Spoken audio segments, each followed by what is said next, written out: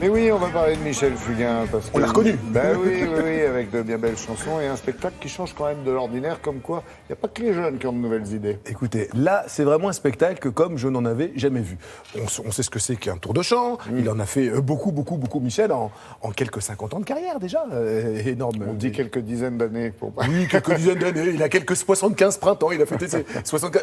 Il ne les fait pas. En plus, c'est vraiment des printemps en ce qui le concerne. Oui. Et là, il a eu l'idée de faire une causerie musicale. Alors, vous allez me dire, qu'est-ce que c'est qu'une causerie musicale? Une causerie musicale. Il n'y a pas de haine à causerie. Il n'y a que de l'amour, il n'y a pas de haine.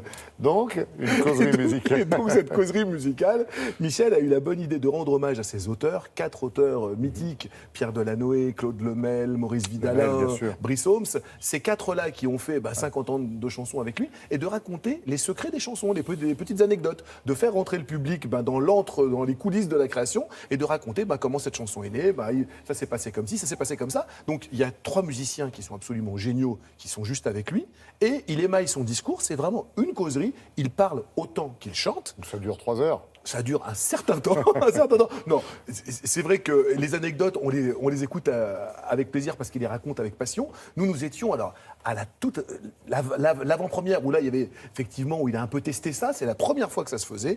C'était à Bois d'Arcy, en banlieue parisienne. Ce sera lundi qui arrive là. Il inaugure ça au théâtre de l'Atelier. Nous y étions en avant-première pour Télématin. Regardez. Atelier dans Paris. Voilà. La rue, c'est la vie qui va. Viva la vida. Michel, une causerie musicale, comment ça marche? C'est une soirée qu'on passe ensemble, c'est pas un spectacle, on parle de chansons.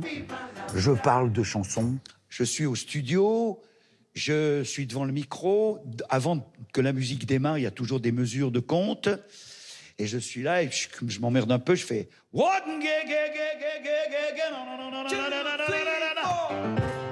Et ils l'ont gardé.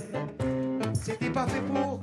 J'en profite pour rendre un hommage appuyé à mes 4 auteurs qui sont là, qui sont Pierre Delanoë, Maurice Vidalin, Claude Lemel et Brice Holmes. J'avais ramené un disque de Rio. Et comme il nous manquait une chanson sur l'album, j'ai dit à Pierre, si tu peux faire quelque chose avec ça, ça te plaît pas? Il me dit, ouais, c'est bien, c'est pas mal. Et il me fait, fais comme l'oiseau, sa vie d'air pur et l'eau fraîche, un oiseau. J'avais envie de faire quelque chose que je n'avais jamais fait. Comment cette chanson, elle a existé, pourquoi elle est là. Chante, la vie chante, comme si tu devais mourir demain, comme si plus rien n'avait d'importance. Je chante, par exemple, les chansons dont les gens m'ont dit, mon père, mon frère, ma sœur, l'a écouté jusqu'au bout. Ça veut dire qu'il y a eu un bout. Il y a un bout avec quelqu'un qui sait qu'il va partir. Et les mots, c'est « chante comme si tu devais mourir demain ». Putain, ça calme aussi, ça. Tu dis, faut pas dire n'importe quoi, parce qu'au bout des radios, au bout des télévisions, il y a des gens qui prennent exactement ce qui se dit dans la chanson et ils le font leur. On ne plaisante pas avec ça, quoi. Tous les Acadiens, toutes les Acadiennes vont chanter, vont danser sur le violon, sont américains et sont américaines. Un soir, on est à Montréal, il y a Robert Charlebois qui vient bouffer avec nous, et là, il commence à me faire un cours d'histoire sur les Acadiens. Je rentre en France, et puis d'une façon distraite, un jour, après le petit-déj, je me mets au piano et... Il y a dans le sud de la Louisiane et dans le coin du Canada. Il y a dans le sud de la Louisiane et dans le coin du Canada. Des tas de gars, des tas de femmes qui chantent dans la même langue que toi. Je ne sais pas encore comment ça va se passer, mais je sais qu'on va vivre un moment humain, un moment d'humanité. À travers quoi? À travers l'idée même de la chanson. C'est pas anodin, une chanson. C'est quelque chose d'une part humain, et je peux toujours faire la démonstration que c'est aussi quelque chose qui a un rapport à la société, tout le temps. C'est la Corée, la Coin. Viva la vida.